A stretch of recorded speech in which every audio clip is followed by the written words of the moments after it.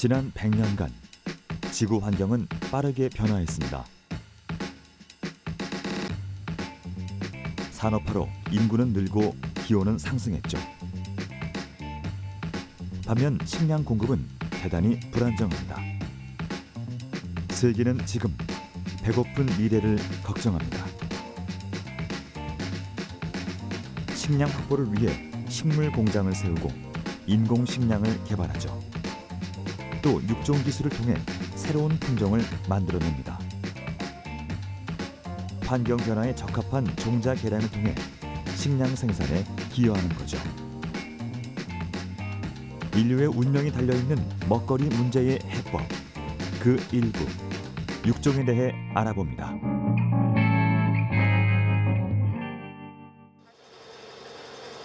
샐러드나 쌈, 채소 등 100여 종의 작물이 재배되는 충청북도 진천의 한 채소 농장.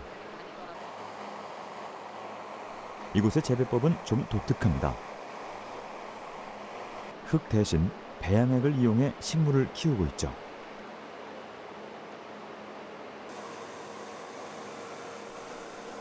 아쿠아포닉스라 불리는 이 방식은 철분을 비롯한 영양분이 풍부한 배양액으로 식물을 키우는 일종의 수경 재배입니다.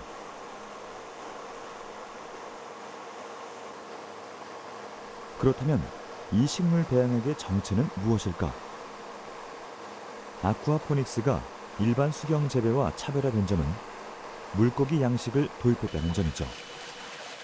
대형 수조에서 양식되는 담수어들의 배설물이 배양액의 원료입니다.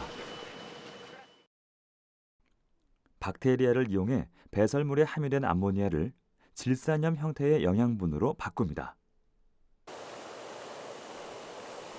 자연적인 비료를 사용하고 순환 시스템을 이용한다는 점에서 친환경적인 미래 농법으로 인정받고 있죠. 완성된 배양액은 펌프를 타고 농장 전체로 순환합니다. 그 위에 일정한 간격으로 발화된 작물을 띄워주면 재배가 시작됩니다. 아쿠아포닉스의 장점은 연중 일정한 생산량이 가능하다는 점이죠. 첨단 센서와 인공지능 소프트웨어로 모든 환경을 제어할 수 있게 만들었습니다. 농장의 중앙 통제 시스템을 통해 기온과 수온, 배양액의 산성도 등 수치를 한 곳에서 모니터링할 수 있습니다. 지금 저희 농장의 자동화 시스템을 중앙에서 통제할 수 있는 대시보드입니다. 그래서 농장에 대한 그 각가지 수치들을 파악할 수가 있는데요. 기온에서부터 수온, 그다음에 pH까지 다양한 수치들을 가지고 이 농장 전반적인 상황을 모니터링할 수 있습니다. 그렇다면 새로운 농법에 주목한 이유는 무엇일까요? 일단 비용적인 측면에서는 화학 비료를 따로 구매를 해서 사용하는 게 아니라 자연적인 방식으로 계속 활용이 되는 그런 방식이라 화학 비료 조성을 하는 비용이 좀 절감이 되는 편이고요. 그 다음에 일반적으로는 청소를 한다든지 아니면은 PCM이나 이런 이제 질병의 발병률이 더 낮기 때문에 유지 보수하는 측면에서도 비용이 좀 저렴합니다. 농약을 사용하지 않고 자연과 공생하는 먹거리. 이곳의 채소들은 당일 수확돼 모바일 유통 플랫폼을 통해 소비자들에게 판매됩니다. 채소들은 뿌리채 배송되기 때문에 저장 기간도 길어 더 오래 신선한 채소를 맛볼 수 있죠. 농업의 혁신으로 새로운 미래 농법을 선도하고 있는 박아론 대표. 그에게 신농법은 어떤 의미일까요?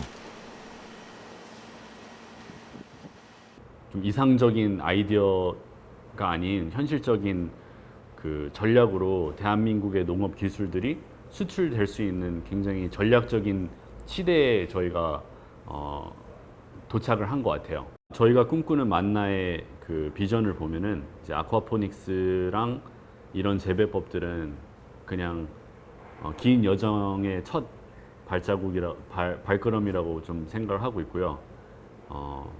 곡물류를 생산하는 것, 칼로리 자급류를 만들어내는 것이 만나의 최종 목표입니다. 세계적으로 미래의 농업 기술을 개발하려는 움직임이 활발합니다. 세계 최대의 농업 강국 미국은 수직 농장, 컨테이너 농장 등 다양한 식물 공장들이 활성화됐죠. 세계 2위의 농업 수출국인 네덜란드는 첨단 유리 온실 단지를 조성해 스마트팜을 선도하고 있습니다.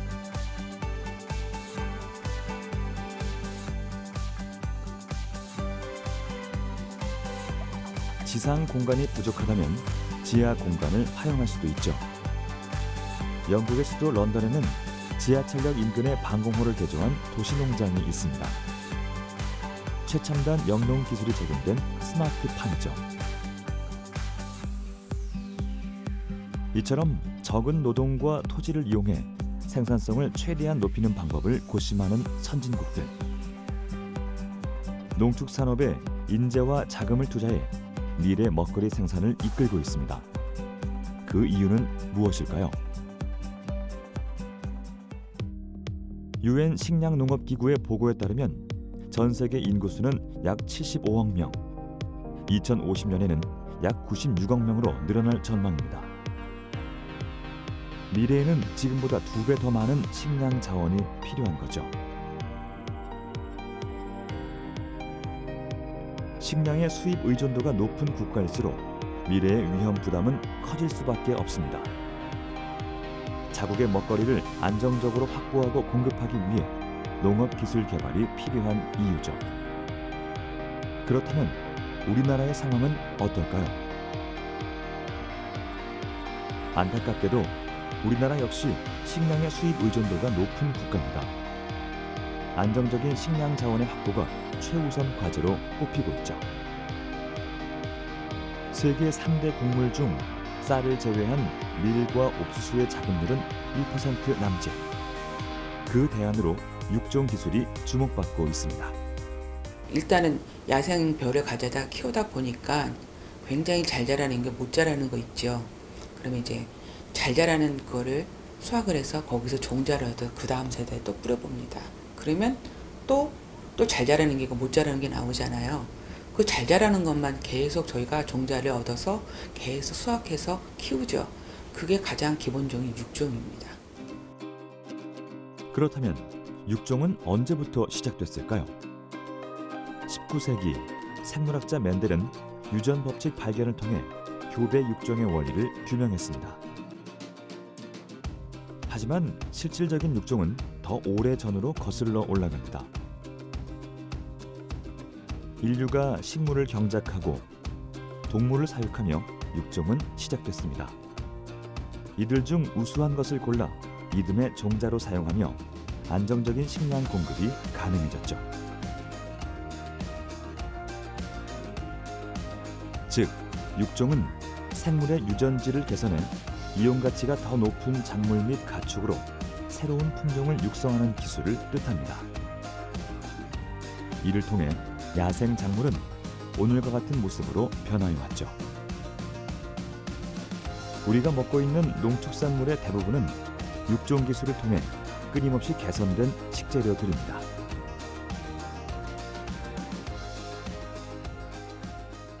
미국의 이제 농무성 데이터에 보면은 미국의 전체 농업 생산선 중에 50%가 증가가 됐는데 그게 바로 육종 기술을 통해 갖고, 다시 말씀드리면은 품종 개발 하나 개발해 갖고 그것이 전체 수량이 50%를 증가시킬 정도로 어떤 식량 생산에 큰 역할을 했다, 이렇게 나와 있고요. 그러면 육종이 필요한 이유는 다시 말씀드리면 식량 생산성을 높일 수 있다는 거죠, 그죠? 지금은 저희 식탁에 해외 여러 식품들이 들어와서 저희 식탁을 점령하고 있잖아요. 그래서 그게 식량 주권하고 연결이 돼 있거든요. 해외에서 대기업들이 그 식량 문제를 가지고 저희한테 무슨 해를 줬을 경우 그걸 방어하기 위해서 최소한 식량 문제에 관련돼서 국민 주권처럼 확보해야 된다라는 그런 개념에서 저희도 육종을 좀 하고 있습니다. 북극 스발바르 제도에는 국제 종자 저장소가 존재합니다. 인류에게 필요한 식물 자원을 영구히 보존하기 위해서죠. 종자를 만들어내는 육종은 한 나라의 농업 경쟁력을 결정할 만큼 중요한 기술입니다. 그렇다면 우리나라의 육종 기술은 어느 정도일까? 그 현 주소를 들여다볼까요? 세종시에 위치한 배추 육종 전문업체. 불량 종자를 걸러내는 작업이 한창입니다. 김완규 박사와 연구원들은 올해로 14년째 병충해에 강하고 품질 좋은 우량 품종 배추를 개발하고 있습니다. 현재 연구 중인 신품종은 토양 전염성 병해인 뿌리혹병에 강한 배추죠.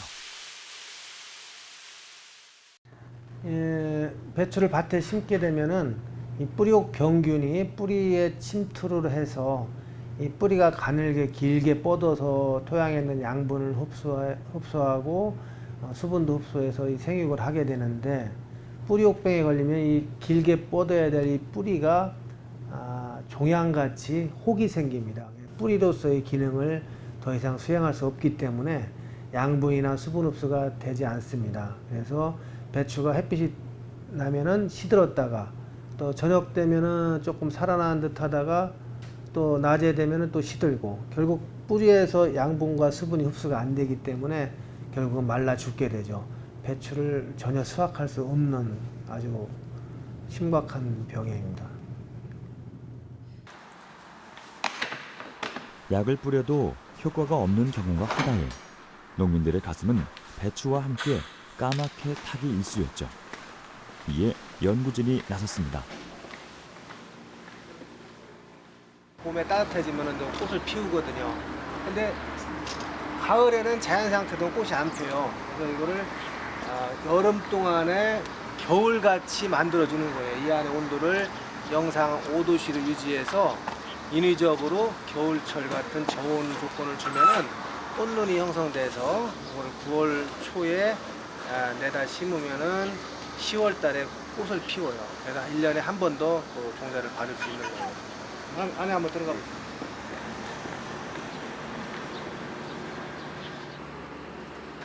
이곳이 우수 종자로 재배한 배추를 키우고 있는 저온 배양실.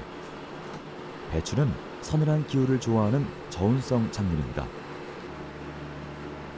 그리고 약간 독특한 모양의 이 작물이 뿌리혹병에 강한 신품종 배추죠. 여기 있는 배추는 배추 재배에서 가장 문제되는 배추 뿌리혹병에 강한 품종을 만들기 위해서 연구를 진행 중에 있는 겁니다. 배추를 어린 요 상태에서 배추 뿌리혹병균을 접종 시험을 해서 병에 안 걸리고 살아남은 건강한 유종만 옮겨 심어서 이거를 좋은 처리를 해서 가을에 후대 종자를 받게 됩니다. 기존 배추에 저항성 유전자를 도입한 교배 육종으로 좀 더 강한 품종을 만들어 나가고 있는 연구진. 하나의 신품종을 개발하기 위해선 엄청난 노력이 필요합니다. 계절적인 시간적인 제약 요소가 많이 따르죠. 한 번 실패를 하게 되면은 1년이 그냥 지나가는 거기 때문에 그런 시험이나 이런 일 진행에 있어서 한치의 오차도 없이 치밀하게 실패 없이 진행을 해야 되는 그런 긴장감이 좀 있고요. 또 한편으로는 그렇기 때문에 새로운 품종을 하나 만드는데도 시간이 엄청나게 많이 듭니다. 새로운 품종 하나가 나오려면은 10년 이상의 시간이 필요하기 때문에 그런 시간과의 어떤 그런 부분이 가장 좀 힘든 부분의 하나입니다. 또 다른 하우스에서도 새로운 도전이 싹트고 있습니다. 샐러드로 많이 쓰이는 어린잎 채소. 서구화된 식생활에 맞춰 샐러드용 품종 개발에 나선 것이죠. 먼저 파종한 지 17일 날, 7월 17일 파종한 거니까 오늘이 3일째 된 거죠. 3일째 되는 발화된 것이고, 이거는 조금 더 14일 날 파종된 겁니다. 단계별로. 그래서 이런 것은 그 발화가 균일하게 아주 짧은 기간 재배하기 때문에 발화새가 균일하게 올라와서 일시에 딱 수확을 해야 되기 때문에 그런 발화세가 붕대되거든요. 그런 걸 테스트해 본 겁니다. 육안으로 봤을 때는 별 차이가 없어 보이지만 전문가의 눈에는 아직 부족한 상태.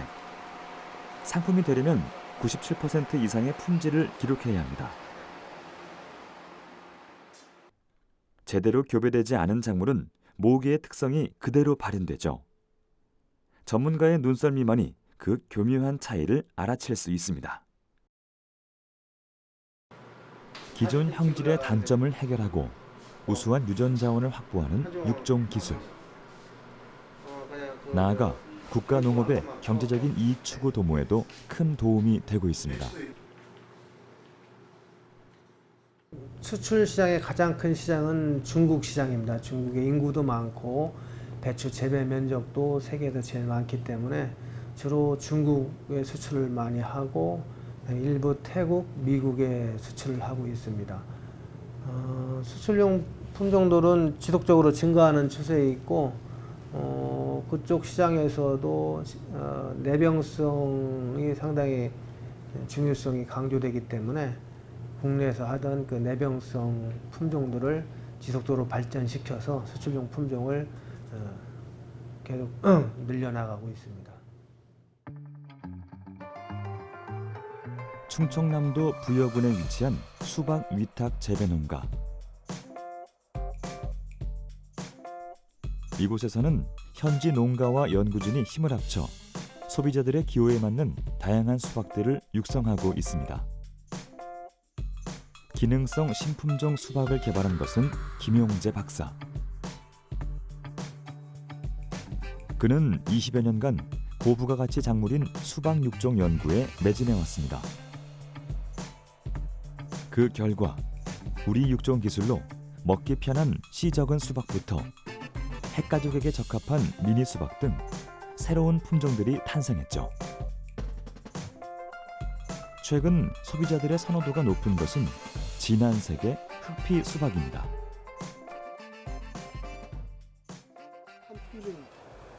색깔이 진하거나 옅다고 뭐 당도가 다른 건 아니죠? 예, 그렇진 않습니다. 기본적으로 색깔과 당도는 연관이 없는데 실제 이제 구별성을 위해서 당도가 높은 품종에 좀 구별성을 위해서 흑피를 집어넣고 그런 육종을 많이 하죠. 그래서 소비자는 쉽게 과피가 진한 수박이 맛있다. 그래서 소비자가 쉽게 판단할 수 있게 그렇게 육종을 많이 하고 있습니다.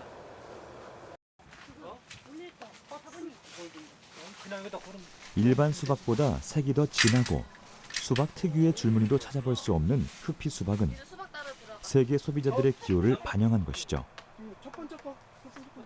기존의 수박에 비해 육질이 단단하고 씨가 적고 당도는 높습니다. 수박 품종 육종으로 변화하는 소비자들의 기호를 맞추고 수출 시장 개척을 위해 노력하고 있죠. 가운데 올려줄까? 가운데? 어쭈 되네요. 됐어. 가자.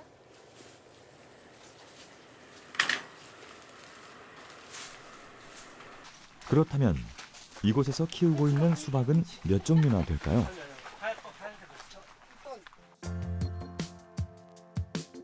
작은 크기의 소과종 수박부터 색이 노란 황육종 수박, 색이 진한 흑피 수박 등 무려 46종에 달합니다.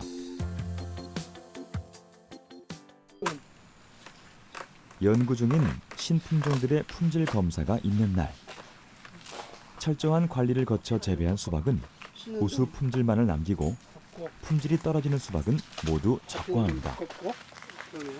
수박의 외형을 평가하는 것은 물론 당도 측정기를 통해 당도 조사도 철저히 하죠. 확실히 육색이 훨씬 진하고 과피도 얇고 그렇죠? 품질이. 자, 이쪽에 봅시다. 당도 측정해 주십시오.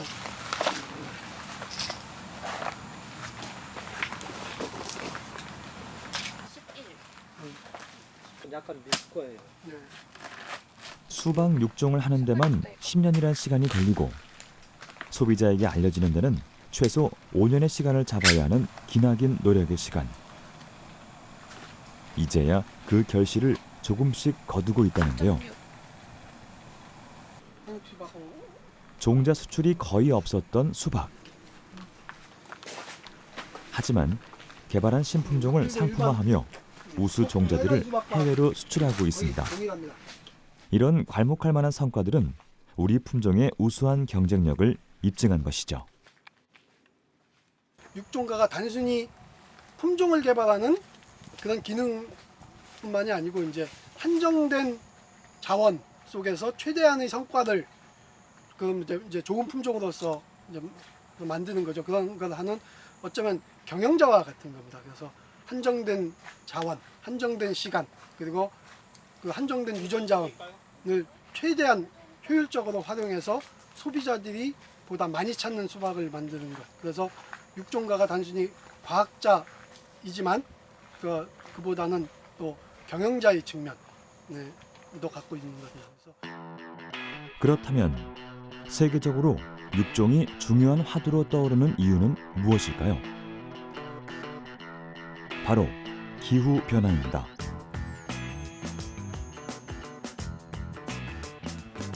온난화로 인해 빠르게 아열대화가 진행되고 있는 지구. 기후 변화가 생기며 재배 산지가 바뀌고 식량 수급엔 적신호가 켜졌습니다. 날씨가 변화하며 새롭게 키울 수 있는 농작물도 있지만 사라질 수 있는 식재료도 생겼죠. 가뭄, 홍수 등 다양한 자연재해는 농작물 피해로 이어지는 상황. 전 세계의 농산물 공급은 더 이상 안정적이지 않습니다. 이에 변화된 환경에서도 잘 자랄 수 있는 종자 개량이 절실해진 거죠. 또한 신품종 보급 효과로 얻는 경제적 이익 또한 어마어마합니다. 같은 무게의 종자와 금 중 어떤 것이 더 비쌀까요? 금 1g의 가격은 약 48,000원. 그렇다면 종자는 어떨까요? 파프리카 종자 1g의 가격은 12만 원, 토마토는 15만 원으로 금보다 3배 이상 비쌉니다. 이렇다 보니 종자는 보이지 않는 국력이라는 말도 생겨났죠. 종자 육종을 통해 신품종의 독점력을 가지는 것은 자국의 먹거리를 지키고 타국에 로열티를 지불하지 않기 위해 꼭 필요한 과정이 됐습니다. 우리나라는 지금 사실은 로열티를 많이 지금 내고 있잖아요. 많이 내고 있는 나라고 우리가 개발한 품종들이 외국에 수출된 사례는 많지는 않아요. 우리나라도 그렇게 지금 육종가들이 많이 있거든요. 지금 육종가들이 많은데 지금 가장 큰 문제가 뭐냐면은 해외 마케팅하기 위한 그런 플랫폼이 없는 거예요. 일단 식량 쪽에서 봤을 때 이제 뭐 다 아시는 것처럼 저희는 이제 제한된 그 지역에서 이제 농산물을 재배하기 때문에 지금 이제 쌀을 제외한 다른 작물들은 굉장히 모자라는 부분이 있고요.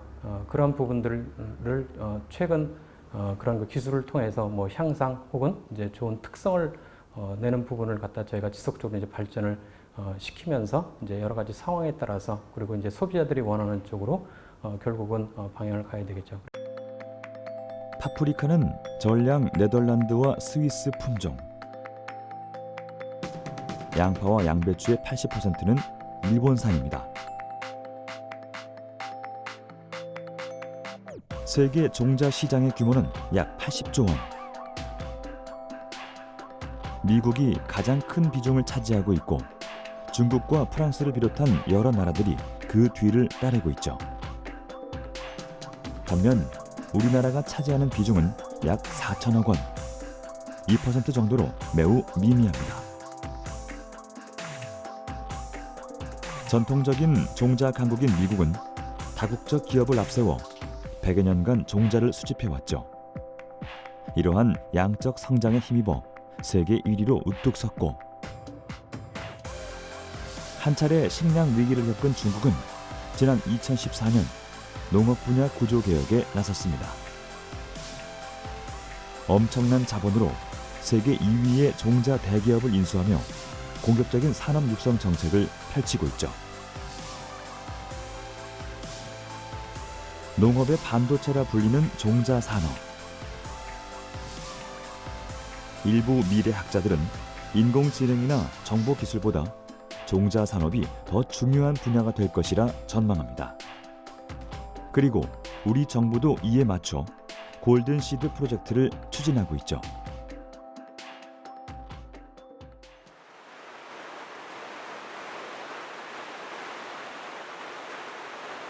경기도 안성시에 위치한 고추 농장. 한국인의 매운맛을 가장 잘 대표하는 것은 바로 청양고추일 겁니다. 하지만 놀랍게도 이는 외국산이라는 사실. 우리가 개발한 종자지만 외환위기 당시 외국 기업에 그 소유권이 팔린 거죠. 청양고추의 수요가 분명히 있으면은 그 다국적 회사에서 종자 가격을 2배, 3배로 인상을 한다 하더라도 농민들은 대체할 수 있는 방법 자체가 없기 때문에 그대로 구입을 해서 써야 되는 그런 상황에 있는 거죠. 그래서 지금 얼마나 생산하는 농민들이 절박하게 품종을 요구하느냐에 따라서 다국적 회사들은 가격을 거기에 맞게 마음대로 올려도 되는 그런 구조가 되어 있으니까 우리가 국내 회사들의 경쟁력을 기르는 게 굉장히 중요하죠.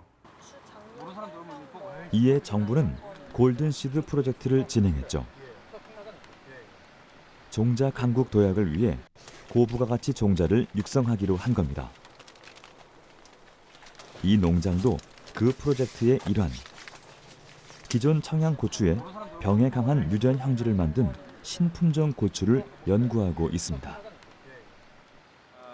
탄저병균을 배양을 해서 접종을 하고 이제 발병 시험을 하는 탄저병 오염 시험포가 되겠습니다. 지금 여기서 보시면은 지금 탄저병이 아주 발병이 잘 된 광경을 보실 수가 있습니다. 그래서 우리가 이런 과정을 거쳐서 탄저병에 강한 개체를 선발하고 그 재료를 이용을 해서 탄저병에 강한 F1 품종을 육종을 하게 됩니다. 고추는 병충해 피해가 큰 작물입니다. 한번 발생하면 걷잡을 수 없이 퍼지기 때문에 농민들은 다량의 농약을 살포할 수밖에 없었죠. 하지만 이용직 박사가 개발한 병충해에 강한 고추는 농약을 치지 않고도 친환경 재배가 가능합니다. 누군가는 꼭 해야 하는 일이라는 사명감으로 30년째 고추를 연구해온 이용직 박사. 그는 지금도 우리의 유전 자원을 지키기 위해 좀 더 강하고 다양한 품종의 고추를 연구하고 있습니다. 비단 청양고추뿐만이 아니고 그런 애가 수도 없이 많습니다. 우리나라에 지금 파프리카라든지 토마토라든지 거의 그 외국산 종자에 의해서 지배가 되는 그런 현상들이 많이 있고, 그래서 국산 종자가 나오지 않는다면은 그 외국계 회사들은 끊임없이 가격을 인상을 하고 독점적인 그 지위를 누리려고 할 테니까 우리가 국산 품종의 개발이라는 게 이제 우리 것을 지키는 우리 농가를 보호하고 우리 소비자를 보호한다는 측면에서는 굉장히 필요한 일이라고 할 수가 있죠. 이는 농작물뿐 아니라 축산에도 해당됩니다.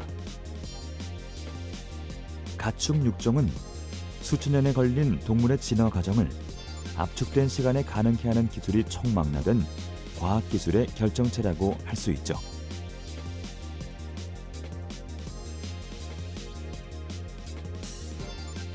이슬람교의 창시자인 무함마드는 백필의 말을 테스트해 우수한 말의 종자를 확보했고, 영국의 왕인 찰스 2세도 아라비아의 순말과 영국의 암말을 교배해 서러브레드라는 우수한 경주말을 탄생시켰습니다. 인도종인 소가 있어요. 우리가 브라만 캣이라고 그래서 인도의 브라만족 있잖아요. 그 브라만족 같은 아주 그 고귀한 소가 있는데 그 소는 인도와 같이 더운 지방에서 잘 커요. 근데 미국에서 키우고 싶은데 미국에 와서 얘들이 잘 안 크잖아요. 근데 문제가 뭐냐면은 이 인도 이 브라만 캣들이 더위에는 강한데 고기 맛이 없어요. 더운 지방이 있다 보니. 그래서 어떻게 했냐면은 잉글리시 숏혼이란 그러니까 영국계 뿌리 짧은 소하고 이제 교잡을 시켰어요. 이 소는 이 영국 쪽이 있다 보니까 이제 더위는 약해. 근데 맛은 좋아. 그렇게 나온 게 산타 커트루 디스종이라고 하는 소인데 이 소는 고기 맛도 좋고 그다음에 더위도 강한. 그래서 미국에 가시게 되면 이런 그 소들을 많이 볼 수가 있어요. 이렇게 목이 축 늘어지고 그런 소들이 바로 이런 종이다 보시면 됩니다.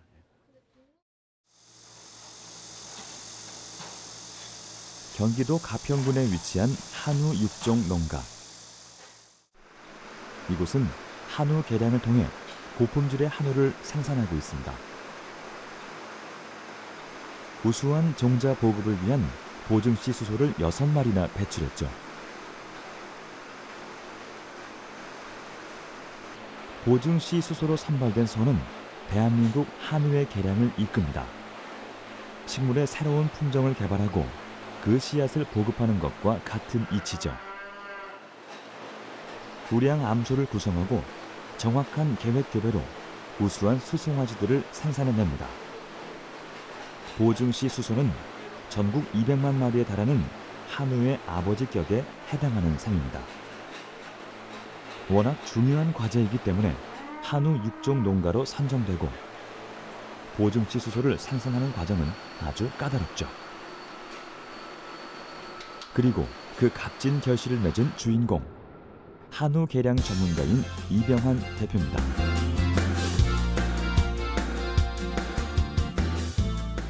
지금 전국적으로 2005년서부터 2016년 현재까지 전국의 육종 농가를 해마다 10농가씩 늘려서 지금 현재는 농가 98농가와 각 지역 도센터의 6개 센터 기관이 합해서 총 104군데의 육종 농가로 형성되어 있습니다. 한우 육종 농가가 되기 위해서는 우리 목장의 이제 시설이나 방역이나 아니면 환경이나 제일 중요한 것은 이제 우리 암소에 대한 유전적인 능력, 즉 혈통 등록 이상이 50도 이상이 돼야만이 될 수가 있고요. 또한 더 중요한 것은 우리 목장을 운영하는 축주들의 의욕이 얼마만큼 있느냐, 이것이 또한 가장 중요한 것 같습니다. 세계 최고의 한우를 만드는 것이 수건이라는 이병환 대표. 지난 2008년부터 가평군 한우 개량 사업에 참여, 고품질 한우 육종에 뛰어들었습니다. 우리나라가 축산 강국으로 가기 위한 경쟁력을 확보하는 측면에서도 육종 기술은 반드시 필요한 핵심 기술. 한우 사육에 뛰어든 이후 개량에 초점을 맞춰 지속적인 연구를 해왔죠. 농장에서 가장 뛰어난 소는 이 녀석입니다. 부모 소의 좋은 유전자만 골라받았죠. 털의 색깔도 온전한 황색. 그야말로 한우의 정석이라고 할 수 있죠. 목장 곳곳에서 그의 한우 사랑을 엿볼 수 있습니다. 소들의 스트레스를 풀어주기 위해 타이어 장난감을 설치하고 더운 여름날엔 소들의 체온 조절을 위해 미세한 수분을 분사해 온도와 습도까지 철저히 관리합니다.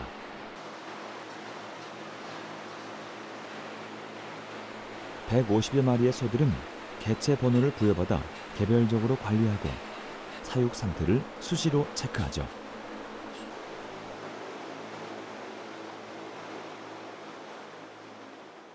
그 고유 번호고 생년월일 이거 이제 인공 수정한 날짜예요. 날짜를 여기다 한 마리 한 마리마다 기록해서 여기다 보기 좋게 이것도 보고. 한우를 사육하며 하루도 빠지지 않고 일일 메모를 작성한 이병환 대표. 태어날 때부터 출하될 때까지 어떤 어미소에서 태어나 어떻게 자랐으며 결과물은 어땠는지 모든 것이 한눈에 펼쳐지도록 농장 경영을 체계적으로 바꿔놨습니다. 이를 통해 소 고유의 유전적 정보는 물론 가게에 따른 능력까지 파악할 수 있죠. 이런 유전 정보 관리 시스템의 활용은 경쟁력 있는 우수 한우로 이어졌습니다. 인공수정이나 뭐 분만이나 이런 걸 여러 가지를 입력을 하게 되면 농협중앙의 서산 한우계량사업소하고의 네트워크가 되어 있기 때문에 저희가 입력한 데이터를 가지고 한우계량사업소에서 모든 거를 데이터를 취합을 합니다. 그래서 우리 소에 대한 능력을 거기서도 알게 되고 저 또한 우리 소에 대해서 모든 것의 능력을 다 공개적으로 볼 수 있습니다. 이러한 노력들로 보증시 수소 생산 능력을 전국 최상위권으로 끌어올린 이병환 대표. 소들의 식사 시간이 되면 그가 빠지지 않고 하는 일이 있습니다. 외출 준비를 서두르는데요. 선생님 지금 어디 가시는 건가요? 지금 가평군 농업기술센터에 미생물 받으러 갑니다. 미생물 왜 받으러 가시는 거예요? 이제 소에 미생물을 공급해야 목장에서 냄새도 안 나고 우리 소들이 건강하게 또 민해 활동을 하지 않나 이래서 미생물을 받으러 갑니다.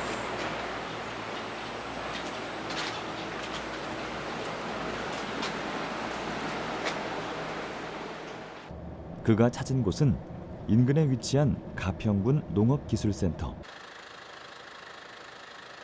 이곳에서는 육종 농가에 미생물을 무상으로 공급하고 있습니다. 여물에 섞여 먹이면 소 건강에도 좋고 파리 유충이 발생하지 않아 목장 냄새를 최소화할 수 있죠.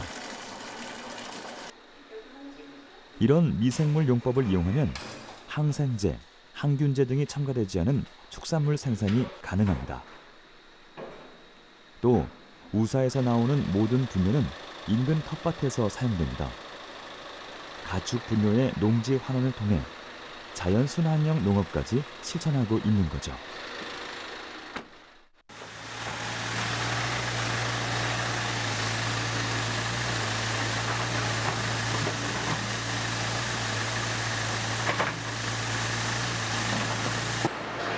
다시 목장으로 돌아온 이병환 대표. 쉴 틈도 없이 한우들의 식사 준비에 나서는데요. 혼합 장비에 액상 미생물과 볏짚을 넣어 소가 먹을 수 있도록 섞어줍니다. 영양 가득한 친환경 사료인 셈이죠. 이 과정을 통해 완성된 먹이는 소들의 생육 촉진과 면역력 증가뿐 아니라 축산의 환경을 깨끗하게 만드는 데 일조합니다. 쾌적한 축사에서 자란 소들은 그만큼 질병에 걸릴 확률도 낮아지죠.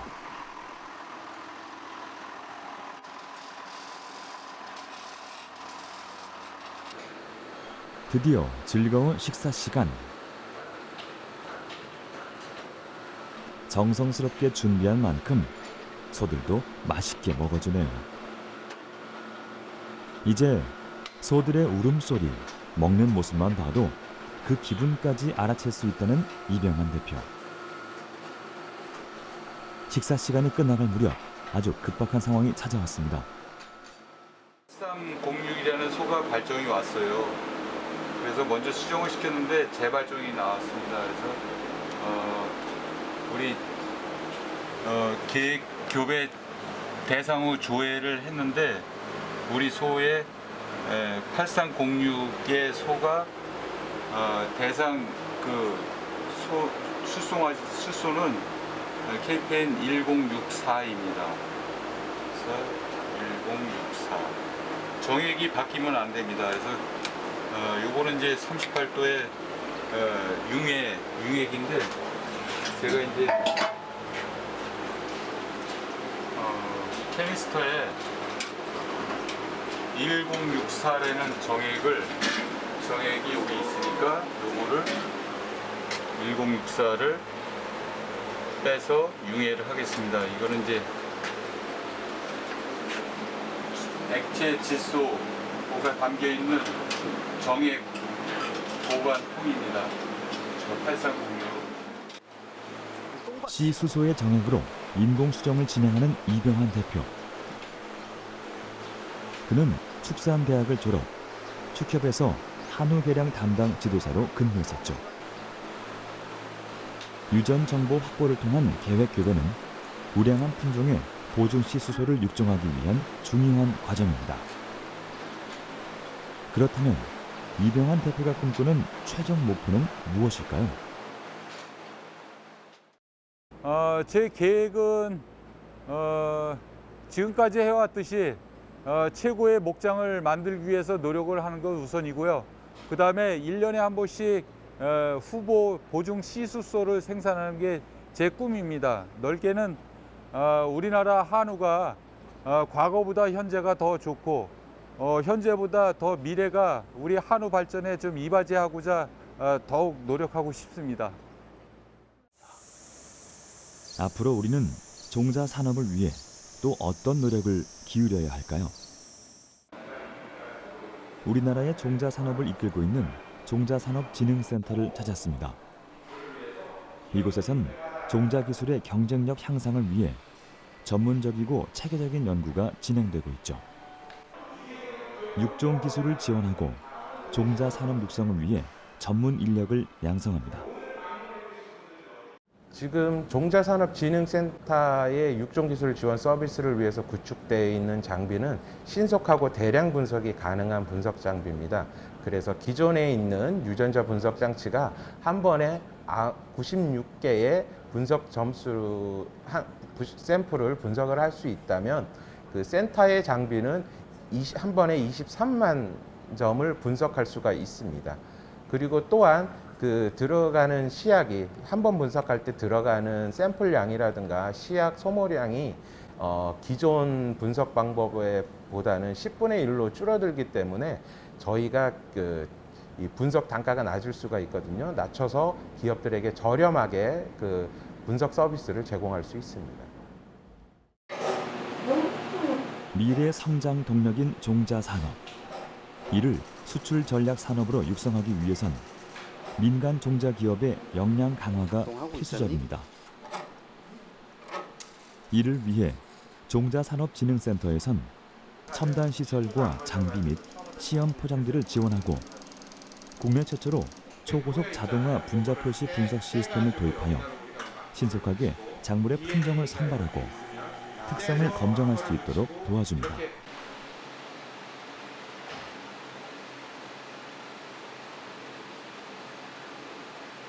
이를 통해 15년 이상 걸리던 품종 개발을 5, 6년으로 대폭 단축시켰습니다. 다양한 분야의 육종 관련 다양한 분야에서 그 개발되어 있는 최신 기술들을 이 상호 협력을 통해 가지고 이렇게 교류를 통해서 세계적으로 그 차세대 육종 시스템에 맞게끔 기술을 개발을 해 나가고 이 개발된 기술 첨단 기술들이 실질적으로 종자 기업들한테 이전이 돼서 종자 기업들이 이거를 활용을 해야만이 첨단 육종 우리나라에서 그 육종 기술을 개발을 하고 이게 산업에 실질적으로 이용할 수 있는 기술이 될 거라고 생각합니다. 생각보다 더 가까이 우리 곁에서 엄청난 혜택을 주고 있는 육종 기술. 그리고 이를 통해 식량 부족 문제를 해결해 나가고 있는 사람들. 과연 육종 기술은 먼 미래 우리의 식탁을 풍성하게 지켜줄 수 있을까요? 결국은 육종이라는 것은 종자 산업이랑 같이 가고 이 종자라는 것은 또 식량이랑 같이 가요. 그래서 최근에 21세기를 우리가 종자 전쟁, 식량 전쟁, 자원 전쟁 이렇게 얘기했거든요. 그래서 우리나라도 농촌진흥청에서 지금 자원을 수십만 종을 지금 확보하고 있어요. 그 수십만 종을 확보한 이유는 바로 뭐냐면은 전통 교잡 육종을 통해서 새로운 품종을 만들기 위해서 유전 자원이 필요한 건데 요즘은 한간에 그거 다 무시하고 그냥 GMO로 가버리면은 사실 기존에 우리가 모아왔던 이 많은 유전 자원들이 사실 쓸모없게 될 수도 있거든요. 그래서 기존에 있는 유전 자원들이 가지고 있는 장단점을 저희가 조금 더 많은 연구를 통해서 확인을 하고 그걸 가지고 여러 가지 좋은 품종을 만들어내는 게 가장 후세대를 위해서 지금 저희를 위해서도 굉장히 중요한 연구자의 소명이라 생각하고 그게 종자 기업들이 본인들도 가지고 있는 프라이드로서 국민의 그 경제생활, 생활, 건강 이런 거에 기여한다는 프라이드를 가지고 저희가 할 수 있는 가장 중요한 추진 요인이라 생각하고 있습니다. 식량 부족 문제에서 벗어나려는 인류의 오래된 꿈은 실현될 수 있을까요? 육종 기술은 그 대안 중 하나에 불과합니다. 과연 씨앗이 바꾸는 식량의 미래는 어떤 모습일까요?